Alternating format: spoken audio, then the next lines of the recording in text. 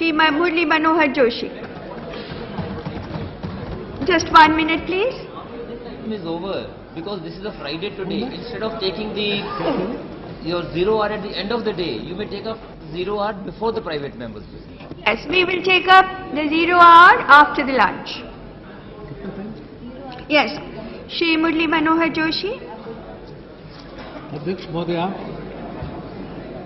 महामहिम राष्ट्रपति जी के अभिभाषण पर जो कुछ चर्चा अभी हुई उसे मैंने बहुत ध्यान से सुना।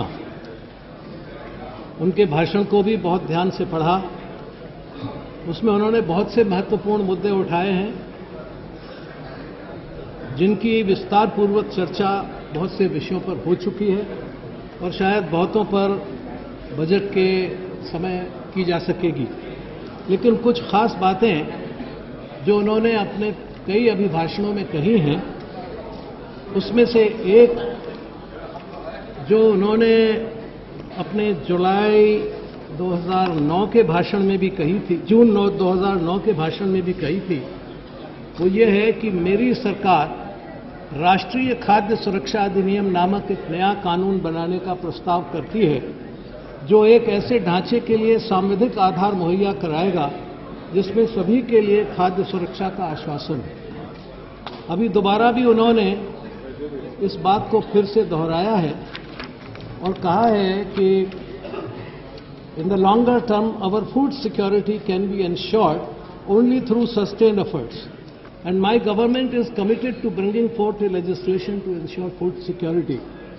और ये भी कहा है कि my government continues to accord the highest importance to ensuring relief to the aam aadmi on food prices.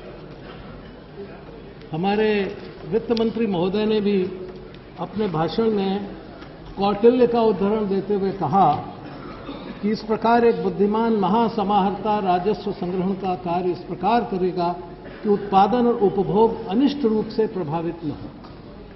लोक संपन्नता, प्रचुर कृषि उत्पादकता और अन्य बातों के साथ वाणिज्यिक समृद्धि पर वित्तीय संपन्नता निर्भर करती है। इसका अर्थ यह है कि पिछले और इससे पहले बजट में भी इसी प्रकार की बातें कही गई। तो खाद्य सुरक्षा, ये इस महामहिम राष्ट्रपति जी के अभिभाषणों का सारांश मैंने आपके सामने रखा।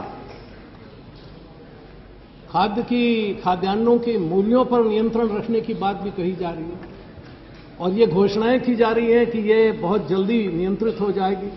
लेकिन आज भी समाचार पत्रों में है कि 18% की दर से खाद्यान्नों के मूल्य बढ़े हैं और ये रुकने का नाम नहीं ले रहे। तो महामहिम राष्ट्रपति जी जो कह रहे हैं, जो आपको संकेत दे रहे हैं, सरकार की नीतियों के बारे में बराबर कह रहे हैं, उनका अनुपालन मैं समझता हूं ये सरकार करने में असमर्थ रही है। अब जरा देखें कि ये जो खाद्य सुरक्षा की बात कही जा रही है, इसके निहितार्थ क्या है। बहुत पहले पंडित जवाहरलाल नेहरू ने एक वाक्य कहा था, everything can wait but not agriculture. सब चीज रुक सकती है लेकिन कृषि नहीं रुक सकती। लेकिन मुझे देख के अफसोस हुआ कि आजकल जो हमारी सरकार की तरफ से अमेरिका के साथ बातें हो रही हैं हमारी खाद्य सुरक्षा को सुरक्षित रखने के लिए, वहां का क्या रुख है। तो Earl Butz, a former agriculture secretary of USA, उनका बयान था, food is a weapon, it is now one of the principal tools in our negotiating kit. वो अनाज को एक हथियार के तौर पर इस्तेमाल करना चाहते हैं और कर रहे हैं। जिन देशों में अनाज कम होता है उनके ऊपर दबाव डाल रहे हैं और उनकी आर्थिक नीतियों को, राजनीतिक नीतियों को प्रभावित करते जा रहे हैं। इसलिए खाद्य सुरक्षा ये बहुत आवश्यक चीज है। यानी खाद्य के मामले में हमें पूरे तौर पर आत्मनिर्भर होने की जरूरत है। लेकिन हो क्या रहा है, मैंने बजट के भी कुछ इस मामले में जो प्रावधान थे उनको देखा। मैं ज्यादा की चर्चा नहीं करूंगा, लेकिन एक बहुत महत्वपूर्ण बात की तरफ आपको ध्यान दिलाऊंगा। ये कहा जाता है कि कृषि के लिए हमें बहुत कुछ करना है और किसानों के लिए हमने इतना दे दिया, किसानों के लिए हम ये कर रहे हैं। लेकिन जरा उसकी गहराई में जाइए। जो ऋण की और किसानों को सहायता देने की नीति है, जरा उसके पेच को समझिए। पहली बात उन्होंने कही है मिस्टर मुखर्जी ने, 4-pronged strategy for agriculture. The first of these, agricultural production, could mean anything for anybody. The other 3 are gold mine for large corporations but not for the farmer. जो कुछ और किया जा रहा है वो बड़े पूंजीपति, बड़े उद्योगपति के लिए है, छोटे किसान के लिए नहीं है। अब आप जरा देखें कि एक नीति बनाई गई है, reduction in wastage of produce, और ये कहा गया है कि इसमें हम उन सारी चीज़ों को ऋण देंगे जो इस वेस्टेज को रोकेंगे, यानी कोल्ड स्टोरेज बनाएंगे इत्यादि इत्यादि, इस तरह की बातें करेंगे। जरा देखें, इसमें कहा गया है कि 25 करोड़ तक के रुपए एग्रीकल्चरल क्रेडिट को दिए जाएंगे। 25 करोड़ के ऋण लेने वाले कितने किसान हैं? मैं कृषि मंत्री जी से भी पूछूंगा और वित्त मंत्री जी से भी कहूंगा कि जरा इसका हिसाब दें कि 25 करोड़ रुपए के ऋण कितने किसानों ने लिए जो वास्तविक खेती करते हैं। छोटे किसान को 25,000 लेना मुश्किल है। ये 25 करोड़ किसको मिल रहे हैं? एग्रीकल्चर लोन के नाम पे किसी भी उद्योगपति को मिल सकते हैं जो कहेगा कि मैं कोल्ड स्टोरेज बना रहा हूं, जो कहेगा कि मैं एक शीत यातायात बना रहा हूं, रेफ्रिजरेटेड यातायात बना रहा हूं।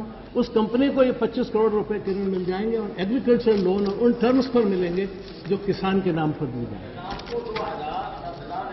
जी, वो ऋण देना पड़ता है, और ये यहाँ 25 करोड़ लीजिए तो शायद उसको कमीशन इस बात के लिए दिया जाएगा कि आप 25 करोड़ ले लीजिए। ये क्या, ये किस तरह का, ये कैसी खाद्य सुरक्षा की बात है? ये किस किसान के लिए आप बात कर रहे हैं?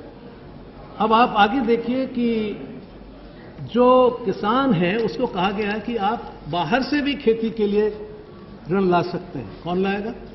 केवल बड़े कॉर्पोरेशन लाएगा, छोटा किसान तो नहीं ला सकता। तो ये कौन सा एग्रीकल्चरल डेवलपमेंट के लिए, खाद्य सुरक्षा को ठीक रखने के लिए आपने नीतियां बनाई हैं? अब आप ये देखें कि जो किसानों को कर्जे दिए गए हैं एज एग्रीकल्चरल क्रेडिट, और 10 करोड़ से ज्यादा हैं और 25 करोड़ से ज्यादा हैं, वो 25 करोड़ तक हैं, वो किसके पास हैं? उनकी भी जरा हम एक सूची चाहेंगे कि वो सदन के सामने आ जाए तो पता लगेगा कि एक और इसमें तमाशा हुआ है कि पिछले सालों में 25,000 रुपया ऋण लेने वाले किसानों की तादाद घटी है और 10 करोड़ से 25 करोड़ तक लेने वाले एग्रीकल्चरल लोनर्स की तादाद बढ़ी है। मैं नहीं समझता कि ऐसे ये किस तरफ इससे कृषि उत्पादकता बढ़ेगी, इससे किस प्रकार से आप खेती को आगे ले जा सकेंगे। फिर आप ये देखिए, आप बहुत इस बारे में कहते हैं बार बार कि हमने 70,000 करोड़ रुपया किसानों को दे दिया। एक बार दे दिया आपने, वन टाइम लोन, लेकिन आप बड़े कॉर्पोरेशंस को कितना माफ करते हैं? अगर आप देखें, कभी 80,000 करोड़, कभी 60,000 करोड़, कभी 70,000 करोड़ हर साल दिए जा रहे हैं। मैं चाहूंगा कि जरा अगर प्रधानमंत्री अथवा वित्त मंत्री सदन को ये अवगत कराएं कि पिछले 5 सालों में कितने ऐसे हर वर्ष बड़े कॉर्पोरेशंस को लोन माफ किए गए हैं या रिलीफ दिया गया है, चाहे वो टैक्स के द्वारा, एक्साइज के द्वारा या अन्य किसी द्वारा। और अगर वो 60,000, 70,000, 80,000 करोड़ आप हर साल उनको दे रहे हैं और एक बार आपने किसान को 70,000 दे दिया और वो भी किसान को नहीं दिया, किसान के नाम पर बैंकों को दे दिया, मैं नहीं समझता कि उससे कोई आप किसान का भला करें। तो मेरी समझ में नहीं आता कि आप कैसे इस काम को कर रहे हैं। अभी भी हालत यह है कि किसान आत्महत्या कर रहा है और 50 तो अभी हंगर किल्स किसानों ने अभी 2-4 दिन पहले की खबर है उड़ीसा में की। लेकिन पिछले सालों के जो आंकड़े हैं उसमें करीब 1.5 लाख किसानों ने पिछले सालों में आत्महत्याएं की। अब ये अगर आत्महत्या हर साल हो रही है, अभी भी कोई ज्यादा उसमें कमी नहीं आई है, 15,000, 16,000 किसान हर साल आत्महत्या कर रहे हैं। तो ये क्या स्थिति है? किसी राज्य में 3,000, 4,000 कर रहे हैं। और सबसे अधिक अफसोस की बात यह है कि माननीय कृषि मंत्री जी के राज्य में हो रही, वहां अभी कमी नहीं आई है। जैसे देश में कमी आई है उसी हिसाब से कमी आई है, लेकिन हत्याएं रुकी नहीं, आत्महत्याएं रुकी नहीं। तो किसानों की आत्महत्या नहीं रुक रही, हंगर डेथ्स नहीं रुक रही, लोगों का मेल न्यूट्रिशन नहीं रुक रहा। आपको मालूम होना चाहिए कि विश्व के उसमें पटल पर हम इस कुपोषण में अभी बहुत पीछे, हमने उसको पूरा नहीं किया। तो आप क्या करना चाहते हैं?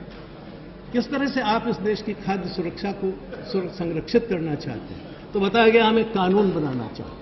मैं आज कृषि पर बात नहीं कर रहा, वरना मैं आपको बता सकता था कि उत्पादकता के मामले में भी आप क्या कर रहे हैं। आप उत्पादकता नहीं बढ़ा सकते, क्योंकि आप जिन देशों के साथ समझौता कर रहे हैं, उस पर मैं बाद में आऊंगा, उनके यहाँ उत्पादकता बढ़ाने का सवाल नहीं है। वो एग्रीकल्चर को एग्री बिजनेस में बदलते हैं। वो कृषि उत्पादनता आपके देश की बढ़ाने में उनकी रुचि नहीं है, आपके मार्केट्स को लेने में उनकी रुचि है, आपके बीज के व्यापार को लेने में उनकी रुचि है, आपके पेस्टिसाइड्स आपके यहाँ फेंकने में उनकी रुचि है, आपकी उत्पादकता बढ़ाने में उनकी रुचि नहीं है, क्योंकि वो जानते हैं उनके पास सरप्लस फूड है। आपके यहाँ अगर अनाज कम होगा, आप उनके यहाँ से इंपोर्ट कर लेंगे, इसलिए वो उस नीति पर कभी विस्तार से चर्चा करेंगे। लेकिन आप ये देखिए कि इस तरह से आप कैसे देश की सुरक्षा लाएंगे। कहते हैं हम कानून बनाकर लाएंगे। मुझे कभी कभी हंसी आती है कि हमारे सरकार के लोग शायद ये समझते हैं कि अगर माल्स में, सुपरमार्केट्स में अच्छे पैकेट्स में रखा हुआ विदेशी अनाज है तो खाद्य सुरक्षा हल हो गई, उत्पादकता बढ़ गई। अनाज की उत्पादकता माल्स में नहीं बढ़ती, दुकानों में नहीं बढ़ती है। अनाज की उत्पादकता खेतों में बढ़ती है, खलिहानों में बढ़ती है। उसकी तरफ आपका ध्यान नहीं है, किसान के लिए आपका ध्यान नहीं है। इसलिए महामहिम राष्ट्रपति के अभिभाषण से मुझे हैरत होती है कि वो बार बार कह रहे हैं, लेकिन आपके कान पे जू नहीं रंगती, आप उस तरफ कुछ ध्यान नहीं देते हैं। जब तक आपकी नीतियां किसान फोकस नहीं होंगी, तब तक आपके देश की न अर्थव्यवस्था सुधरेगी, न आपको आंतरिक और बाह्य सुरक्षा में मदद मिलेगी। आप इस देश का विकास नहीं कर सकेंगे। भूखे पेट का हिंदुस्तान किसी रास्ते पर नहीं चलेगा। पहली जरूरत है हिंदुस्तान को हंगर फ्री बनाइए, भूख मुक्त हिंदुस्तान बनाइए, जीरो हंगर की पॉलिसी बनाइए। और मैं आपको बहुत स्पष्ट कहना चाहता हूं कि जब तक आप ये जीरो हंगर की पॉलिसी नहीं बनाएंगे, तब तक ये हिंदुस्तान आगे नहीं बढ़ेगा। आप कहते हैं हम कानून बना रहे हैं फूड सिक्योरिटी के लिए। मुझे बड़ी खुशी होती अगर इस कानून से आप जीरो हंगर ले आते, लेकिन पहले ये देखें कि इस देश में भूखे कितने, उसी पर आपके यहां एक मत नहीं। आप बिलो पॉवर्टी लाइन की सीमा रेखा को निश्चय आज तक नहीं कर पाए, कोई सरकार नहीं कर पाई। हमने भी कुछ किया था, आप भी कुछ कर रहे हैं, लेकिन वो ग्राउंड रियलिटी से बहुत दूर है। इस बात को स्वीकार करना चाहिए। आपने कमेटी बनाई, रिपोर्ट मेरे पास है of the expert group to advise the Ministry of Rural Development in the methodology for conducting the below poverty line census for the 11th five-year plan. इस रिपोर्ट को आप गहराई से पढ़ें, देखें। मैं नहीं समझता कि आप इसे स्वीकार करेंगे, क्योंकि ये एक बिल्कुल जमीनी स्थिति को हमारे सामने रखती है, और इसलिए इसको गहराई से समझिए। इसमें राजनीति मत करिए। हमने 28% की और आपने 27% की, ये बराए मेहरबानी मत करिए। ये देखिए कि जमीन पर कितने लोग गरीबी सीमा के रेखा के नीचे हैं, कौन गरीब है, कौन दरिद्र है। खाली गरीबी नहीं, दरिद्र कौन है, कौन ऐसा है कि जो 2 जून खाना, क्या 1 जून खाना नहीं प्राप्त कर सकता है। वो गरीबी की सीमा के नीचे बहुत दूर तक, बहुत नीचे है। इन सारी बातों को आप देखें तो ये कमेटी कहती है कि food security is needed for all and not only for those who are officially below the poverty line. भोजन की सुरक्षा सबको मिलनी चाहिए। फिर वो ये कहते हैं this issue is particularly relevant for combating food related hunger, because as we will argue later in this section, the number of food deficit people is at least double the number of officially declared people in India. Thus there is every case for enlarging the category of those entitled to cheaper food from government.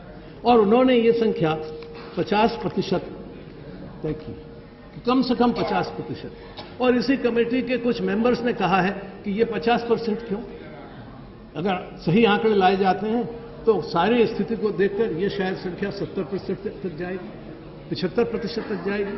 50% ही पर क्यों? क्योंकि जो मैंने भी इसको देखा है, इसमें एक भावना उनके दिमाग में भी काम कर रही थी कि भाई सरकार के लिए कुछ ज्यादा कठिनाइयां पैदा ना हो। सरकार का सवाल नहीं, सारे देश का सवाल है, आपके लिए हो या हमारे लिए हो। अगर 80% इस देश के अंदर गरीब हैं, तो इस सदन का कोई सदस्य ऐसा नहीं होगा कि जो 80% के लिए इंतजाम करने के वास्ते सरकार के सामने आगे न आए। वो चाहे बिहार में हमारी एनडीए की सरकार हो, चाहे मध्य प्रदेश में बीजेपी की सरकार हो, गुजरात में सरकार हो, पंजाब में सरकार हो, जहां कहीं होगी। अगर 80% लोगों के लिए इंतजाम करना है तो करना है।